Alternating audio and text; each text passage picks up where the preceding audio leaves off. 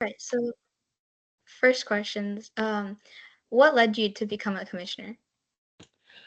So I have always been involved in public service. My dad was in the military, he was in the army, and so I got to see him really serve our country.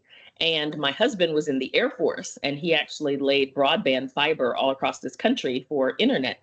And so again, I got to see him serve. And I am a first generation American citizen. My parents are both immigrated to this country from the West Indies. And so when they came here, they started working in community. We lived in New York. And so I've just always been involved in service. And I got to see other women who looked like me for the first time in college. I went to school at Howard University in Washington, D.C., and I got to see women who looked like me serving in political spaces. I worked for Eva Clayton, who was the first Black woman from North Carolina to serve in the House of Representatives.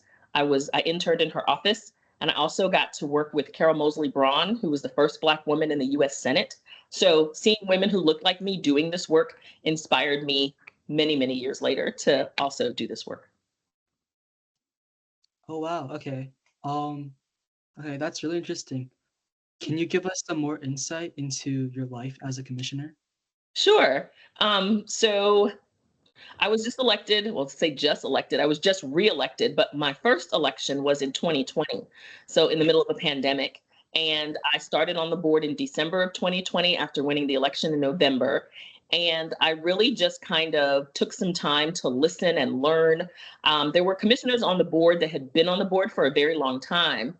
And I wanted to learn from them because I hadn't been a county commissioner. And even the women that I had worked with before to help them run for office, they had not been county commissioners. So I had a vague understanding of what county commissioners did, but I didn't have in-depth knowledge. And now I was a county commissioner. So it kind of started off that way. I was assigned to some committees to chair, and I started really relying on staff because they do this work every day. As a county commissioner, I am the policymaker. We are the policymakers, but they are the policy implementers, right? And so I really asked them a lot of questions on if I had an idea about a policy or something, how would they implement it? How long would it take? What was the process of getting it implemented? Did it need more staff? How much it was going to cost? Those kinds of things. And that's kind of still what I do today.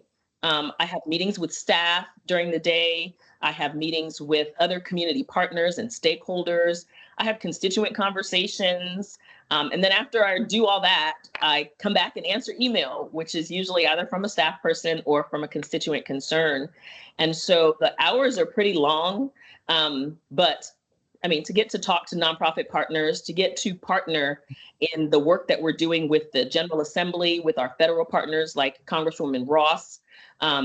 And also yesterday I was with Governor Stein. And so over at Wake Tech, so we've got community college partners, lots of different partners, and there's always something happening. And so even though there are 7 of us, I think we try to split it up by areas of interest, but it's still a lot to do in a day. But I really enjoy it. I enjoy talking to constituents, and I love collaborating with community partners to get results for our citizens.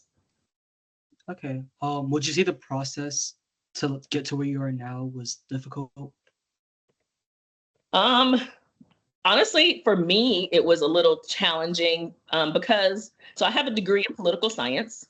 I Mhm. have a bachelor's degree in political science. I have a master's degree in government. And I had worked in nonprofits. I worked in corporate America and human resources. And then I also worked in nonprofits. I worked for Girl Scouts.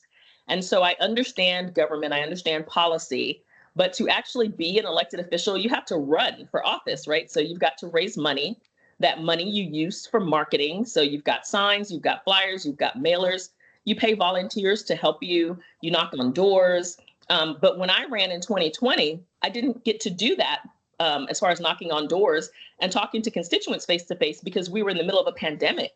And so I had to do a lot of things virtually. When early voting started, I did have to go out. I went to early voting sites to meet voters and introduce myself in person to them because I think though we can do a lot of things virtually, sometimes it's just nice to be able to see somebody in person and kind of get an idea, a feel for who they are and how genuine or authentic they are or are not.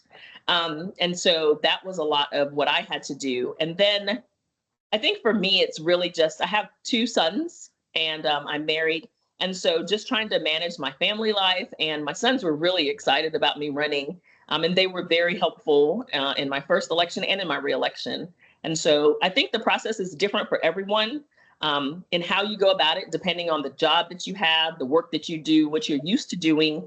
But everyone has to, in running for office, has to raise money, find a team, do their campaign finances, and meet voters, right? So everybody has to do that. And how hard it is, I think, depends on how much time you have to put into it or want to put into it, and how many volunteers you have, and what your family life is like. I have adult children, so it's a little different. Like, we can all go out, right? Like, we can all go out to different events. I can send them to events for me and feel confident that they can speak on my behalf. Not everybody can do that. So, yeah. Wow. Maybe someone watching is interested in government as well. I know And I'm pretty interested in public policy as well. You said that you worked with nonprofits before you got elected, and you said that you work with nonprofits a lot right now as well. So how do you think that local government, such as Wake County, can partner with nonprofits?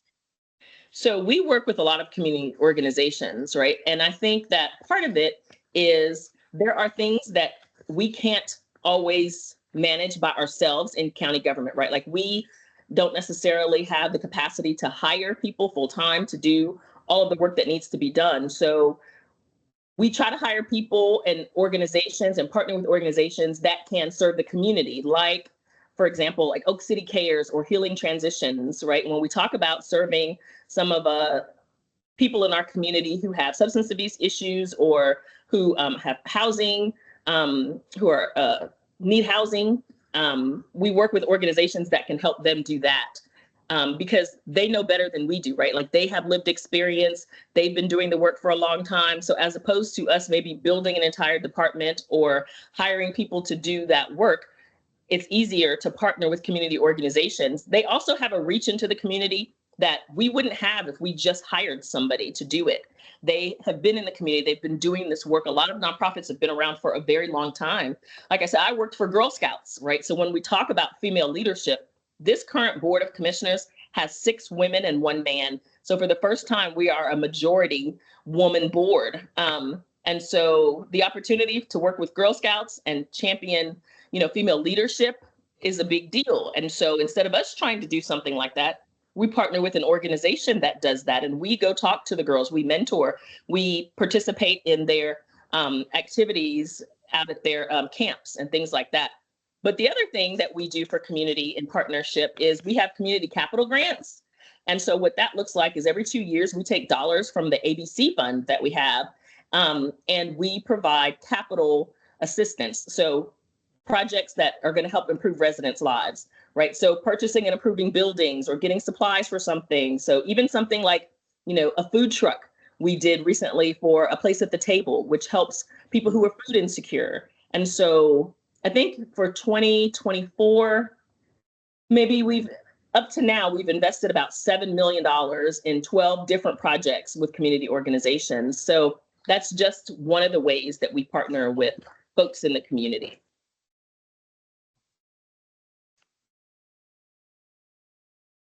Nice. So for suggestions for like nonprofits themselves, how do you think that nonprofits can connect with people in our community? I think that we try to work with organizations, existing community organizations who have roots in the community, right? So we collaborate with them because they already know community needs. Just because we're elected officials, we are part of the community too. And so we do have lived experience, and we do know some needs, but we don't know everything. And so it makes it easier for us to partner with organizations who already know community, people who've been on the ground doing this work and who have experiences that are different than ours, right? So we think about organizations maybe like Meals on Wheels, right? And Meals on Wheels have been getting government funding for a very long time, and they do donations and they deliver hot meals to seniors who need assistance, but they don't really have the bandwidth to provide seniors with companionship or social events or gifts or clothing. And so we help them find another organization to do that, right? And so we collaborate and put those 2 organizations together so that they can do more impactful work in the community. Oftentimes we find that there are organizations that are looking to do good work, but they only have this much capacity to do that work. And so if they come to us, we try to help them find another organization to build that capacity, right? So we are really in the business of capacity building when it comes to nonprofit organizations, community organizations, and just community partners in general. So And do you think it's better to fundraise or do like boots on the ground kind of work? I think it's for community organizations, you mean? Yeah. I think that it has to be both, right? Because you need somebody to fundraise, you need somebody to be able to write, grant proposals and things like that, to ask people who have that passion and interest and who want to be philanthropists and give to an organization. You need somebody to ask those questions, but you can't be focused only on fundraising because you also want to build your volunteer base, right? And so again, Girl Scouts, for example, because that's where I most recently worked. We have people who fundraise and do events for girls to be able to get an outdoor experience and to be able to do STEM projects and all of these things. But we also have folks who volunteer to mentor the girls and tutor the girls and do the actual work of the organization. And so I think it's a fine line, but it's a balance because you need folks to do both. You've got to be boots on the ground so people know about your organization, but you've also got to raise money to keep your organization viable. Okay. And from a commissioner's point of view, do you think like what groups do you think high schoolers like us will have the most impact on? And like what can we do?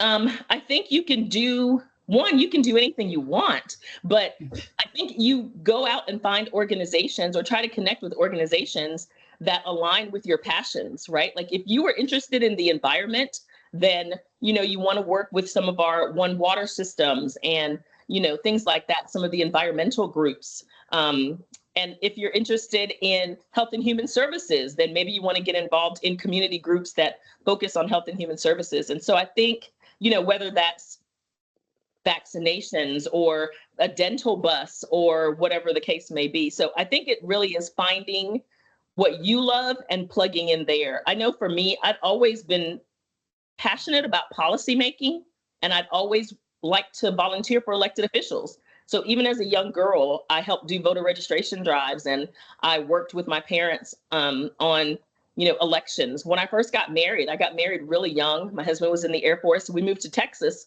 and I started doing voter registration drives in Texas and working on some immigration issues just because it's what I was passionate about.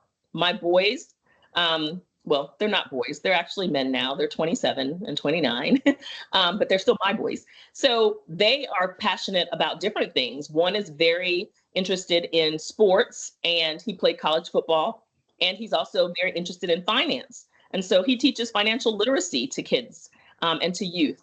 My other son is really an outdoorsman, and he's also an EMT. And so he teaches first aid and youth mental health first aid, but he also teaches archery because he likes to be outdoors. And so I think when you think about what you want to be involved in, think about what your passion is, and don't just try to go volunteer because it's an organization that everybody's talking about or an organization you've heard about.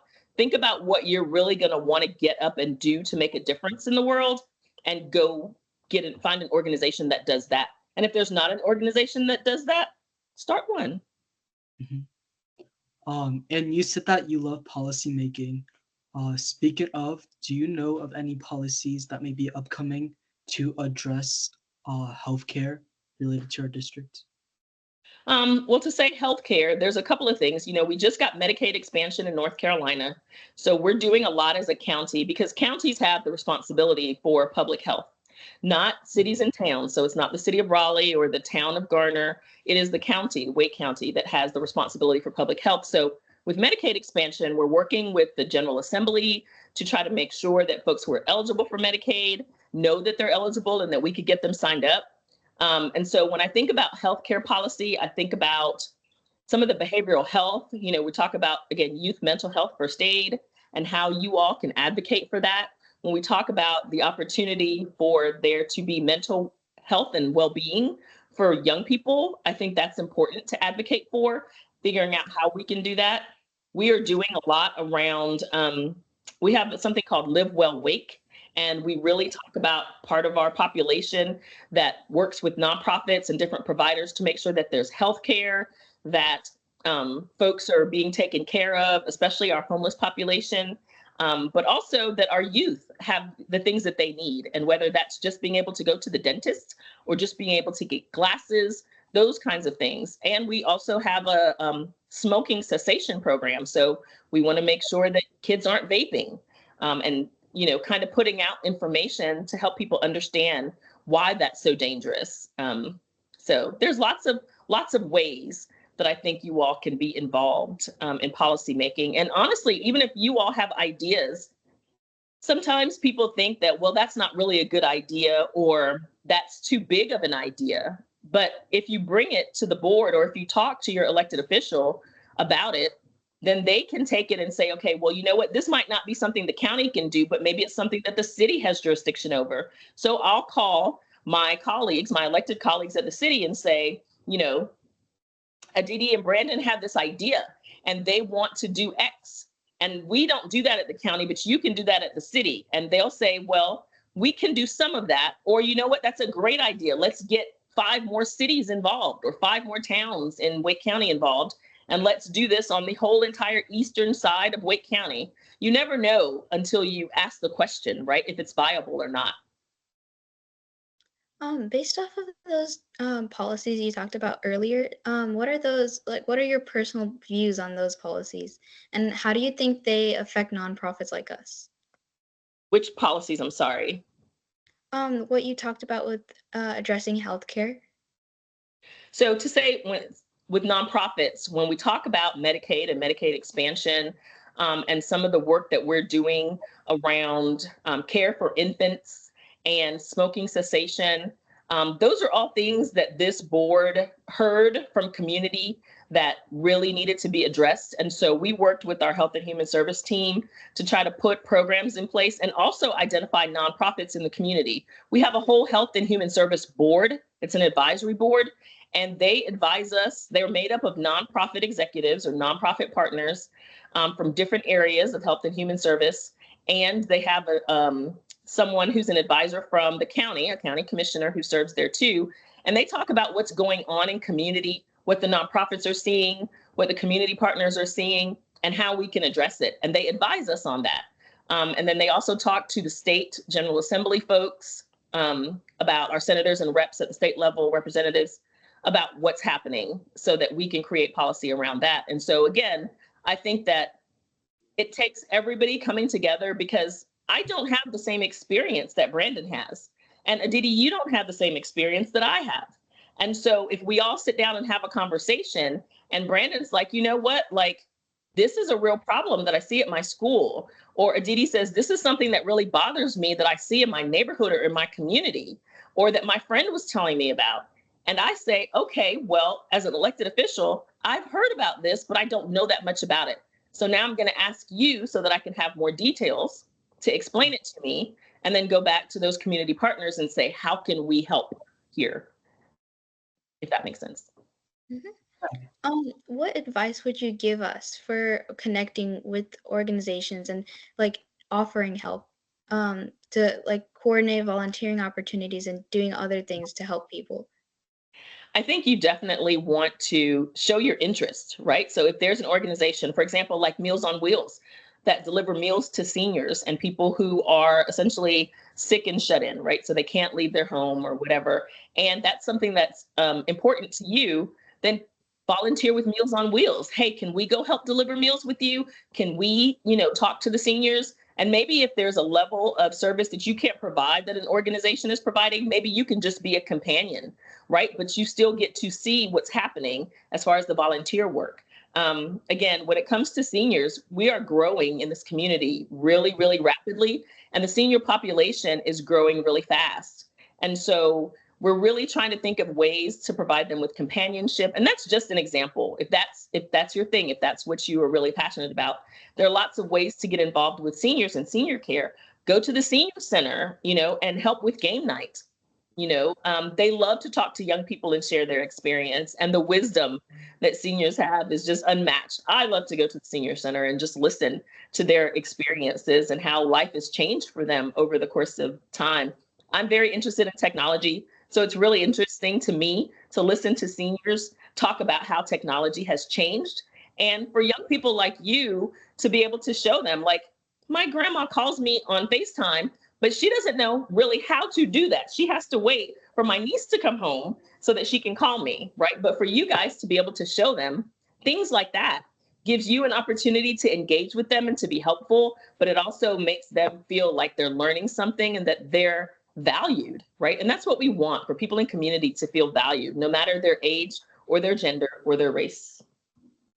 Okay, well, thank you so much for that great advice. On a more personal note, can you give us some examples of important senior citizens in your life and how they've impacted you as a person? Probably my grandma. Both of my, actually, until about 3 years ago, all of my grandparents were still living, and I'm 50 years old. And so it was really great to grow up with my grandparents. And like I said, they are from the West Indies, they're from Trinidad. So I got to experience cultural food and cultural holidays and observances and all of these things, and learn those and then be able to teach them to my kids. And so that's really been great. And then also to see my grandma, who's still alive, comes to visit. She lives in Florida now, and she comes to visit a lot, and she gets to spend a lot of time with my kids. My son played college football and high school football, and so my mom and my grandma and my grandpa both got to they all got to go to his games. And so to be able to see everyone involved generationally has been amazing. And then I go to a fairly large church, and we have a lot of seniors there. And I think it's really great to see them worship and to hear them talk about religion and how they grew up. And so I love sitting next to what we call the mothers of the church, and just learning from them and seeing how excited they get on Sundays when our pastor is preaching. So, yeah. Nice. Would you like to share any message with our audience about the importance of prioritizing healthcare for seniors? I think that one of the things that we don't realize, or I don't know that it's even that we don't realize it, we just don't think about it very often, is that we all are going to grow old, right? If we're lucky, we're all going to grow old. And so to be able to be healthy in your old age, to be able to move around in your old age, and to be able to take care of yourself, I think is really important. We become teenagers and we have a sense of independence. And as we get older, we lose that sense of independence because there are things that we can't do for ourselves. And so you want to be your best, healthiest self. So be mindful of what you're eating, but more importantly, move your body, like exercise and take care of yourself, so that when you're older, you can still move it. My grandma always used to joke with me and say that if you don't move it, you're going to lose it. And so I try to get out and walk and do stretching and all that kind of stuff because I still want to be mobile when I'm a senior. And so I think it's important, though, for us to really reverence that our seniors in our community have lived long lives and have lots of wisdom to share. And we want to be able to have them healthy enough to share that wisdom with us, right? Whether that's sitting on the porch talking or that's walking on the greenway together, right? I want our seniors to be able to do that. I want my grandma to be able to do that. It's been really important to me and to my kids. And so I think that if we focus on making sure that our communities are healthy and that we are all moving, even if it's just a little bit every day, I think that that's going to go a long way for what our social determinants of health can be. So. Yeah, definitely. Okay, well, that's all the questions we had for you today. Thank you so much, Commissioner Thomas, for taking the time to speak with us, and for your interest in Sage Tech. We truly appreciate your consideration, and we hope to possibly have further endeavors with you in the future. Thank you guys for calling, and thank you guys for reaching out. And feel free to come to a meeting and meet all of the commissioners and maybe tell us a little bit about Sage Tech. You can tell everyone at the same time. We have a public comment period. You get 3 minutes, and it's not scary. It's not a dialogue. We get to hear from you, so you guys get to talk to us for 3 minutes each. So feel free to come to a meeting and tell us more about your organization, or I'd love to hear in the future what you guys get involved in, what your passion is, and what community organizations you guys really step up and be the leaders of and in. So I'm excited to have had this conversation, and I look forward to talking to y'all again. Yeah, Thank that sounds you. great. Do you know when the next one of these meetings will be? We have meetings every first and third Monday of the month. There's a 5 o'clock meeting and a 2 o'clock meeting, and you can look at wake.gov, search Board of Commissioners, and you can find our meetings there. And you can also do the same with your city and your towns. Go to a city council meeting or a town commissioner meeting, but our meetings are on the first and third Mondays, wake.gov. Okay. Thank you so much. You're welcome. You guys have a great day. You too. You too. All right.